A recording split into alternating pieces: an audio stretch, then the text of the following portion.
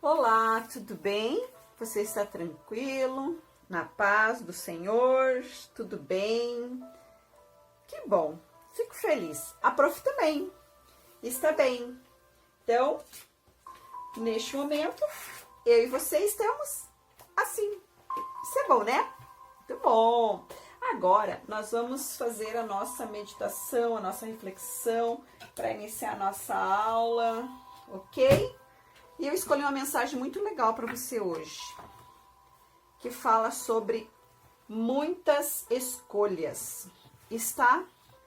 A mensagem está em Deuteronômio 30:19, que diz: Eu lhes dou a oportunidade de escolher entre a vida e a morte, entre a vida e a maldição. Escolham a vida.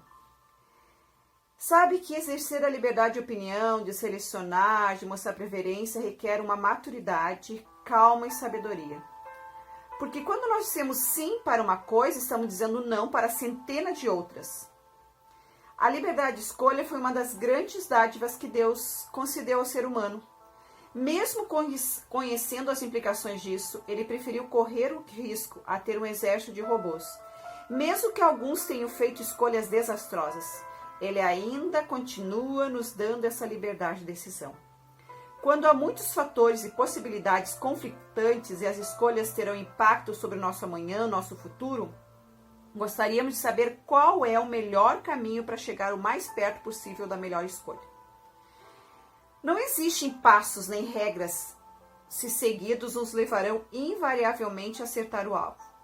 Mas nós podemos nos valer de alguns elementos para diminuir a margem de erro. Primeiro, lembre-se da Bíblia como fonte de orientação. Pergunte: há algum texto bíblico que lança luz sobre a escolha que eu quero fazer? Alguma promessa específica de Deus?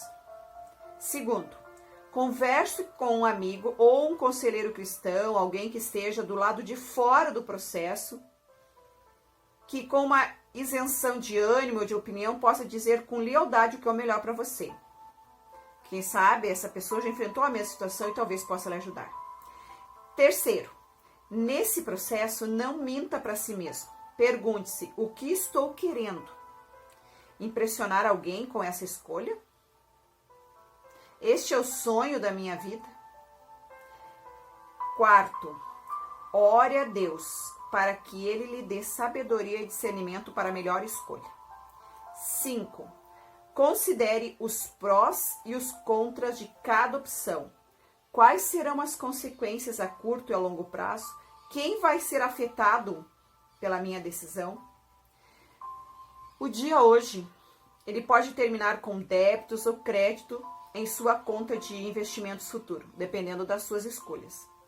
Deus estará torcendo e desejando que você acerte em suas escolhas. A promessa é: quer você se volte para a direita, quer para a esquerda, uma voz atrás de você lhe dirá: este é o caminho, siga-o. Isaías 30:21. Você está fazendo muitas escolhas. Então, realmente, que você confie em Deus para Ele mostrar o que é o melhor para você. Certo? A professora continua orando pelos teus desafios a cada dia, que não são fáceis. Muito bem, essa foi a nossa reflexão de hoje. Agora, neste momento, nós vamos trabalhar um pouquinho com o nosso conteúdo, que nós estamos trabalhando categorias lexicais 2. Estamos vendo os pronomes, ok? E nós vamos continuar vendo agora os pronomes. Só que hoje nós vamos trabalhar com os pronomes indefinidos. Os pronomes indefinidos, e aí eu quero que você pegue a sua apostila aí, abra na página a partir da 48 e vamos acompanhando a professora aí. Os pronomes indefinidos, eles não são de sentido tão vagos como o nome propõe. Quando nós falamos assim, ó, nenhum dos 3 alunos reprovados irá à excursão de formatura. Observe aqui, ó, o pronome nenhum aqui. Ele não está estabelecendo uma indefinição, mas uma precisão bem matemática. Do conjunto dos alunos formandos, 3 foram reprovados e não, então, irão à excursão, ok? Então, nenhum dos 3, de toda a turma, 3 foram reprovados. Agora, olha outro exemplo. Se nós afirmarmos toda, aqui está o pronome, a escola deu feriado. Toda escola deu feriado. Você percebe que a primeira, toda a escola, e aí eu tenho um determinante aqui, toda a escola deu feriado, ela é diferente. Porque a primeira escola, ela é excluída do conjunto. Já a segunda escola, o que acontece com ela? Ela indica a inclusão de todas as escolas, ok? Então, você percebe que o pronome indefinido, ele não é tão indefinido assim, né? Ele não propõe uma ideia vaga, mas ele direciona, ok? Então, observe que aqui, nesse exemplo, o determinante foi fundamental aqui. Então, toda a escola deu feriado.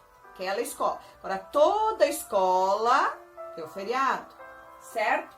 Bom, agora vamos continuar vendo os pronomes, então, agora possessivos, ok? Você consegue lembrar alguns pronomes indefinidos antes de entrarmos nos pronomes possessivos? Vamos ver? A professora vai lembrar você, então.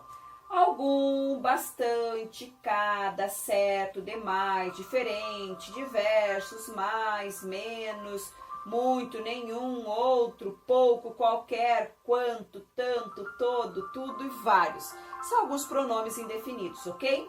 Agora vamos trabalhar com os próximos pronomes, que são os pronomes possessivos. São aqueles pronomes que introduzem a ideia de quê? De posse dos seres em relação às pessoas do discurso. São chamados de possessivo. Você consegue lembrar alguns? Meu, minha, teus, tuas, suas, nossas, vosso, vossas, ok? Bom, olha agora aqui, vamos observar aqui estes pronomes. Você não deixou o laptop no seu armário. Olha, você, pronome tratamento, não deixou o laptop no seu armário?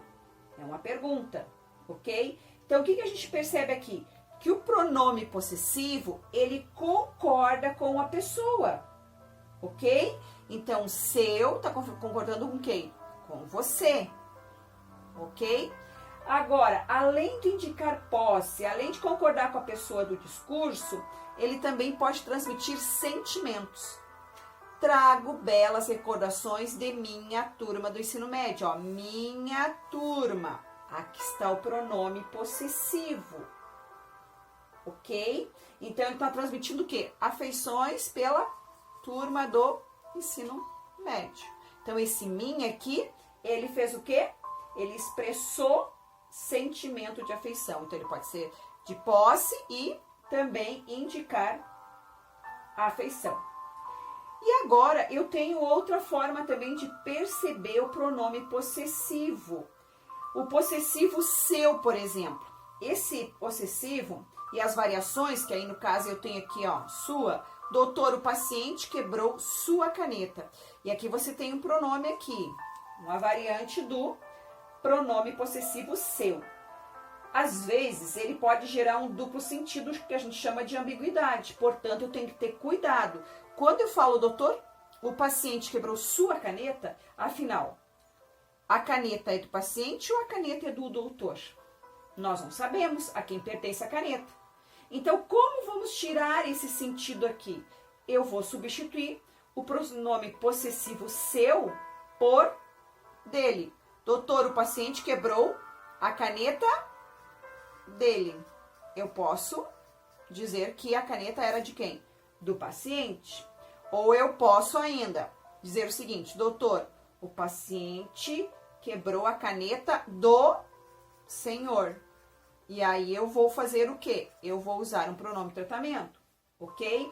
Então eu posso substituir por um outro pronome, pelo dele, ou por um outro pronome que é o de tratamento senhor. Aí eu tiro a ambiguidade. Então eu tenho que ter cuidado com o pronome possessivo seu e as suas variações, porque posso passar para o meu interlocutor uma ideia o quê? Uma ideia ambígua, ok? Outro exemplo agora de pronome possessivo, quando ele indica cálculo aproximado.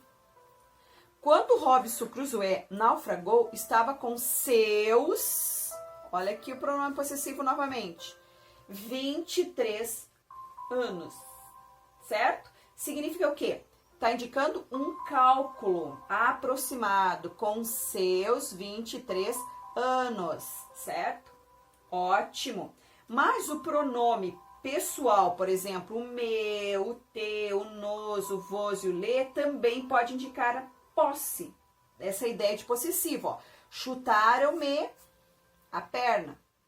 Então, chutaram-me a perna significa o quê? Chutaram minha perna. Você percebeu que esse me aqui, ele assumiu um valor de posse.